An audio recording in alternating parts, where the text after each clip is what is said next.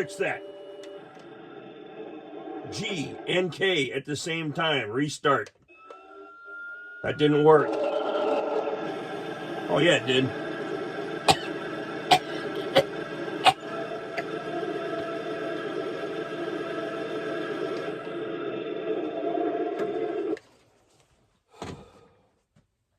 Well, hello, model fans. Let's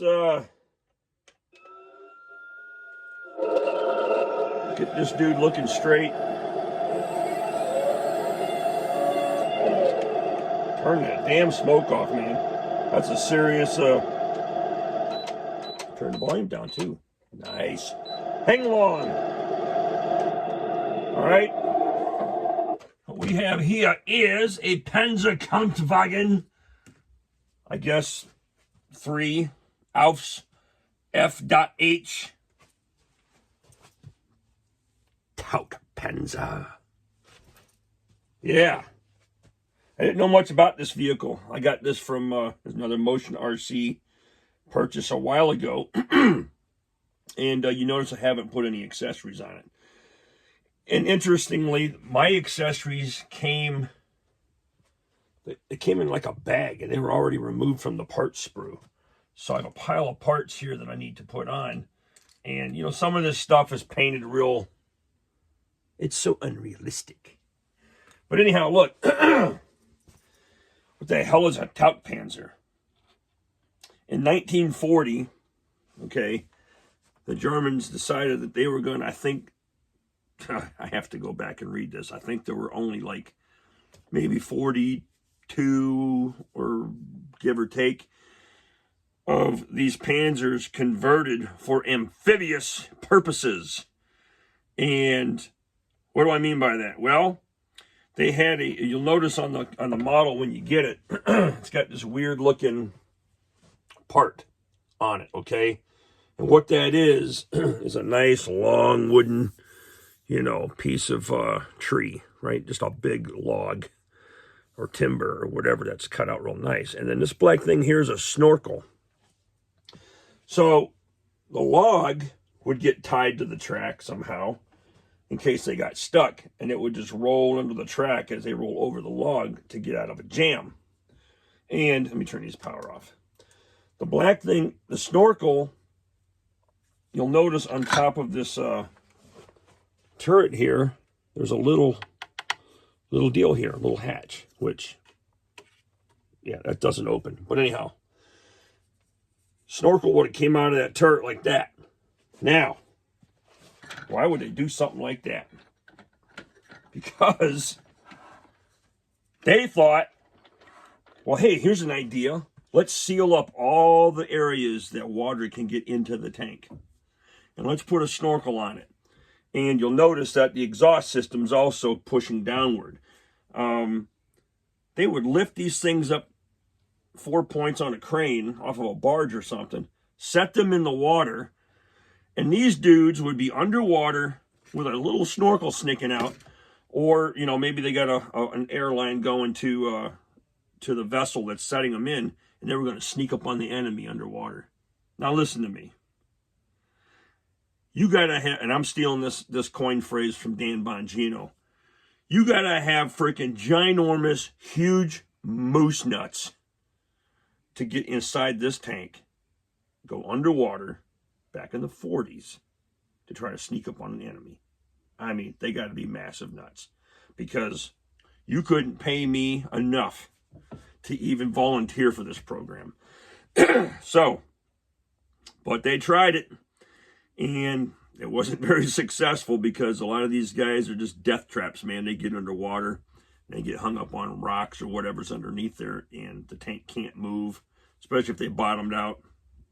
And now you got a whole crew underneath there, and their lifeline is the snorkel or whatever's being fed to them. So, crazy.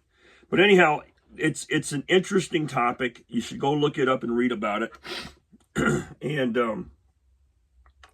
understand what the purpose of this thing. Because I thought, man, what an ugly accessory for a tank. I thought, oh, Heng probably just made this crap up and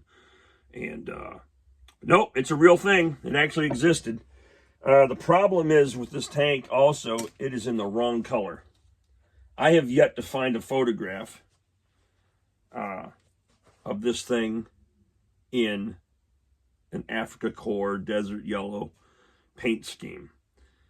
Every photo I've found, black and white or colorized, has always been in the German gray paint. And so this thing is going to get completely repainted when it's time. And that'll be a whole separate video all by itself. But, so this model is 1/16 scale. It is heavy. It actually has, I mean, this thing weighs almost as much as this one does. Which is crazy to me, and I don't know why that is, unless there's a whole, unless I got a metal chassis or something that I don't know about. I haven't inspected it that far, but yeah, it's a cool little tank. And if I remember, yeah, the sides open on both sides. So if a guy was ambitious, you know, if you're really ambitious, you could do something with the interior. But at least they give you a couple of small details on the hatches. And you can paint those hatches if you want. And I don't know. Anyways, it's cool. So, proportional speed, proportional everything. And the smoke generator. Oh my gosh, did you see the smoke? This thing really pushes the smoke out. And that's the other thing about the exhaust system. It's kind of a snorkel deal where these fit underneath like this. And the way that the exhaust system worked, it had a check valve in it, right? So it could push the exhaust out, but water couldn't get in.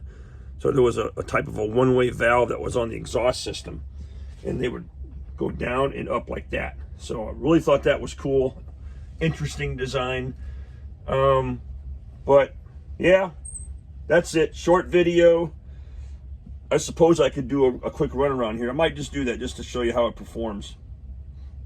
All right.